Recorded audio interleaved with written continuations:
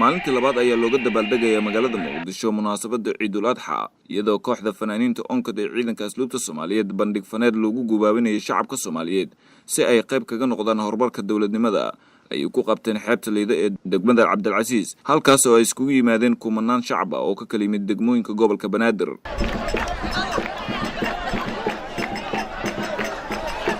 iyadoo uu halkaas goobjoog u ka ahaa taliyaha ciidanka asluubta Soomaaliyeed iyo taliye ku-xigeenka ciidanka asluubta intuu bandhiga socday ayuu taliyaha ciidanka asluubta Soomaaliyeed salaan la dhax qaaday shacabkii halkaas ku sugnaa isagoo la qaadanaya farxadda munaasabada Ciidul Adha gaashaanle sare Cabdirashiid Cusmaan Calow madaxa hoggaanka wacyigelinta ciidanka asluubta Soomaaliyeed ayaa sharxay ujeedada barnaamijkan maanta halkan waxaan kooxda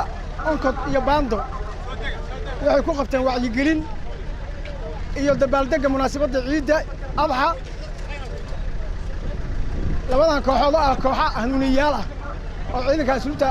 ka abuuran looguna tala galay in hanuuniyaan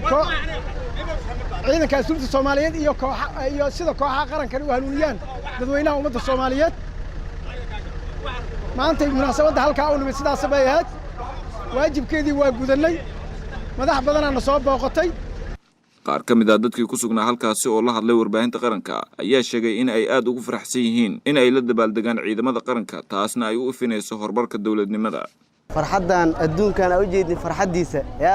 dawladdan oo suurgelisay alxamdulillah ilaahay mahadiisa waa ma sha Allah wallahi anigu waa la yaabanaabo farxadan weligay farxad noocan oo kale ma arkin maanta waxa ku suganahay badda Liido maadaama maanta dad baraarujinta noo soo jeediyay wallahi maanta wax badan baa ka faa'iidinay dhamaan madaxda iyo barnaamijyada waxaan u ambaleynayaa ambaliyo waxaan u imaanay munaasabada ciida waxaan meesha ugu imaanay ciidamada baanbeeda oo si wacan noogu soo dhaweeyeen oo aragnay dowlatus ee waxooda fara badan annagoo ciida farxadda Ciidul Adha ka qayb qaadanayno waxa meesha ugu nimid bandhig fara badan oo kamid yahay baanbeedi oo 1960kii markaas wixii hore ah meesha lagu soo bandhigay aad ugu faraxsanahay markiina halahan dad muslimiin walaalaheena kala qayb qaadanayaan farxadda taliye ku-xigeenka ciidanka asluubta Soomaaliyeed General Cabdikariin Cali Afrax ayaa tilmaamay in shacabka ay la dabaaldegaan munaasabada ciida isla markaana loo ifiyo horumarka dawladda ummadda waxa daashaday oo ummadda la haray oo ummadda bahdilay niman dalkan iyo dadkan inkaar uga dhacday ee nabadiid ummadda u bixiday annaguna ugus aan u naqaano ujeedka horta marka hore maanta waad arkayseen ummadda isu soo baxday ee sacabka iyo farxadda iyo damaashaadka aan la koobi karin oo ka muuqday sida ay kooxahooda ula cayaarayeen oo banaanbaxaas loo tumayo loo guwaabanayo loo heesayo ay ugu faraxsanaayeen oo isu soo kooxaha iyo dadweynuhu isu dhex galeen